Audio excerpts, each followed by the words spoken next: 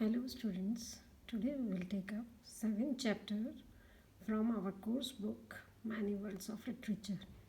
This chapter is written by Ardeshir Vakil and the name of the chapter is Mr. Krishnans' Family and I. So this is an extract which is taken from the novel titled Beach Boy. It is a story of a young adolescent boy and his entry into adulthood and when he faces emotional loss. The pleasures and preoccupations of childhood have been beautifully described. The escapades to see Hindi films, the games of cricket, and lonely moments of not belonging anywhere. Cyrus, the narrator of the story, is a young Parsi boy living in a Bombay locality with plurality of Indian culture. The writer has based his writing on close observation and the moments, surroundings, happenings which are described in great detail. Mr. Krishnan had three sons, Ajay, Sushil, and Ravi, and they were good runners. They ran on the beach in front of the author's house. Saturdays and Sundays, the whole family woke up at 5:30 in the morning and they went through the lane to the beach. Mr. Vakil, who is the narrator, he says he also used to join them as being their close friend. They used to walk down the lane and Mr. Krishnan walked in front, making circular sweeps with his arms like a windmill. He would move his hands. Ajay next, then he was followed by Sushil, and 5-year-old Ravi trailed behind. The sons diminished in size behind their father when they went a bit far. They copied his swagger and his loosening up exercises. Ajay and Sushil were tall and thin. Mr. Krishnan and Ravi were short and hunched like boxers. They all wore neat crew cuts, means their haircut was small. The drawn was grey and wet and fell comfortably on their bare coffee colored shoulders. They were not only the ones awake at this hour. Early in the morning, people could be seen on the beach as well. Some were morning strollers, some in white shorts and white canvas shoes with walking sticks. So there was quite a number of people even early in the morning.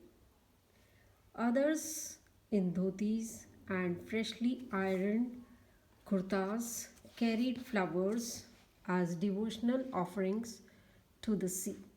Some stood as still as rocks, looking meditatively at the rising sun, and this was the hour of exercise and prayer.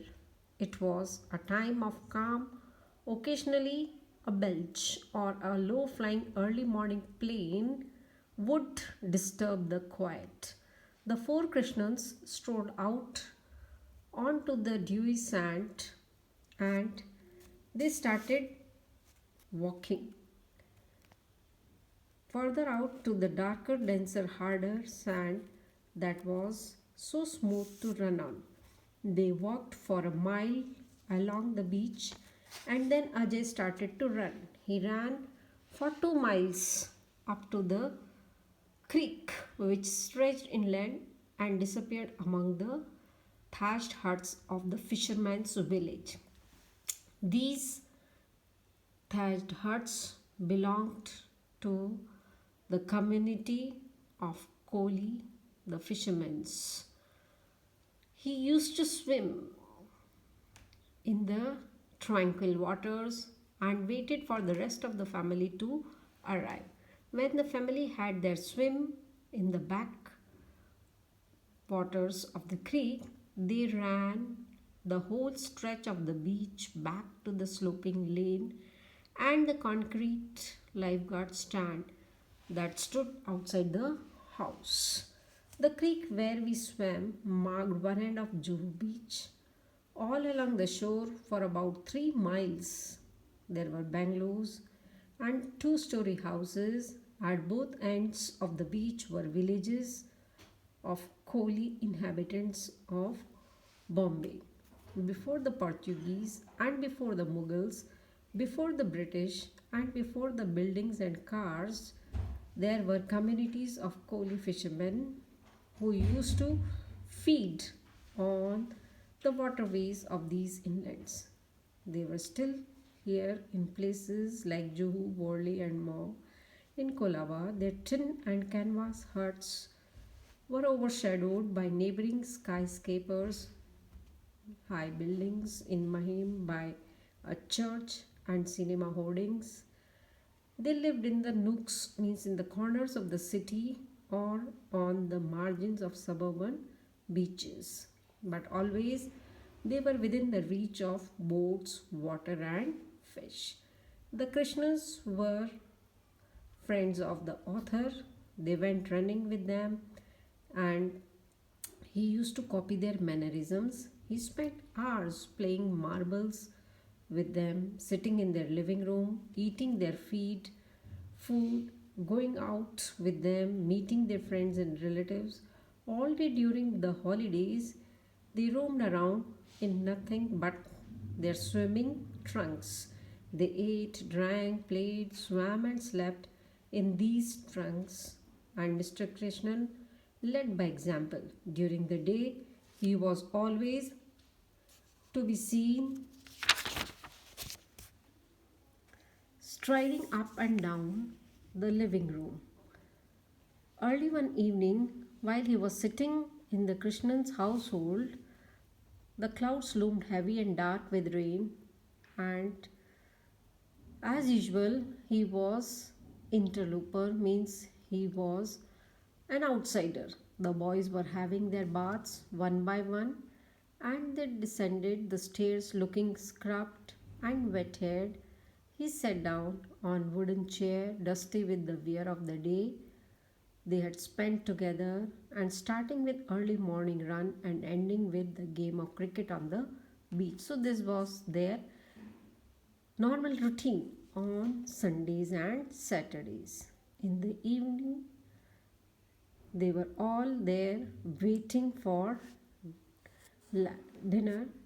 The frustration and the pain, the betrayal, and all too much for him, and he had burst out crying when his efforts to keep up had failed.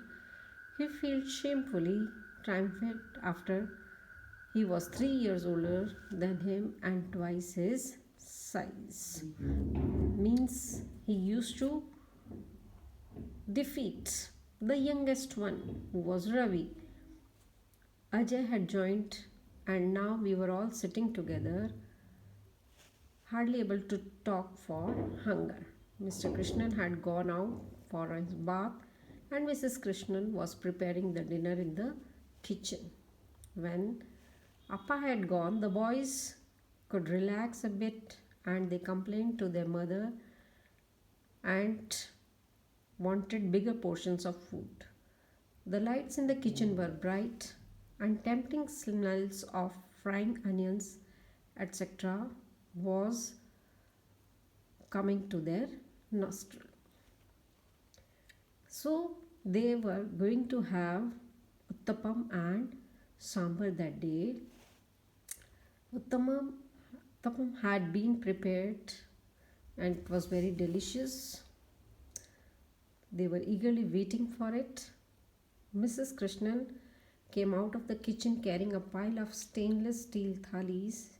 She had a scowl on her face, that is, frown, which was a trademark with which she addressed the burden of her life.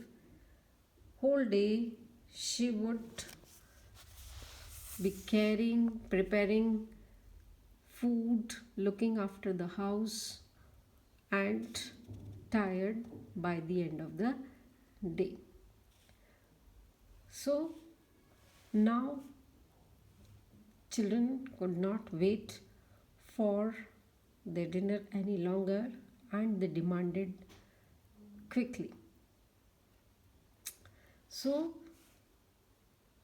Cyrus, the author, the narrator, he also was waiting along with them, and then the mother could be heard grumbling and complaining about his waiting for food every day and not returning to his house. She was now talking in Malayalam so that Cyrus would not understand. Why doesn't his mother feed him properly? They have got so much money and they can't even feed their children properly. So, references to Cyrus' mother not feeding him enough, and sometimes they would even insult him, but he considered these insults as a fee one had to pay for eating their food, for demanding their friendship, for sleeping in their beds, partaking of their quarrels, sharing their holidays, walking with their dogs, making love to them, even sharing in their dreams. So, generosity is often spite. And even Christ could not resist the temptation. At the Last Supper, our morals teacher told us that Jesus knew that the disciples were guilty. If he knew, why didn't he do something about it? And why was he sitting around a table drinking wine and eating bread with Judas and Peter and Paul? So, this incident proved that insults had to be borne if you care for others' company.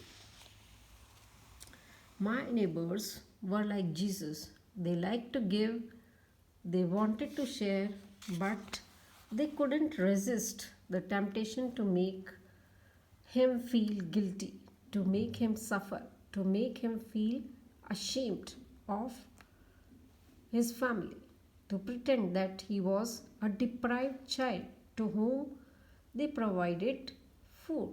My neighbors had different religions from Jesus, though they hailed from different parts of the world. There were Krishnans, they were from Kerala, the Vermas from Delhi, the Hussains from Agra, the Ericsons from Sweden, the Marani from Bharatnagar, the film star from Pune, some from Germany, the dog breed. So there were all, and last of all was Parsi Babas from Bombay.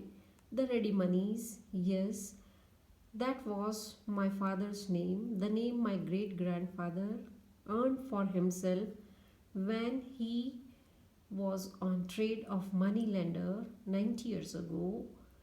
They were Zoroastrians, and like the topiwalas, bottlewalas, the lawyers, ghaswalas, etc., they were named after their profession or vocation of their ancestors. So their family lived in a glass house facing the sea. Cyrus' mother was Mehru and his father was Minu. The two elder brothers, Behroz and Adi, and younger brother and sister, Nasli and Shanaz. Over their heads, jet lines soared to foreign climes across the Arabian Sea. So he is giving a description of the place where he resided.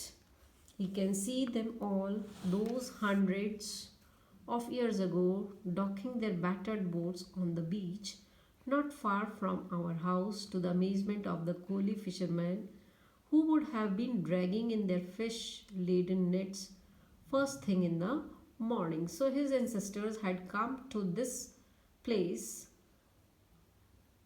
hundreds of years ago, and he sees that the tired, hungry Persian faces, their tattered tunics and turbans, their straggling beards, their eyes half mad with fervor and thirst, the flame he had been cradling all the way from his desert home, and now they were the ready monies facing the Arabian Sea to our right.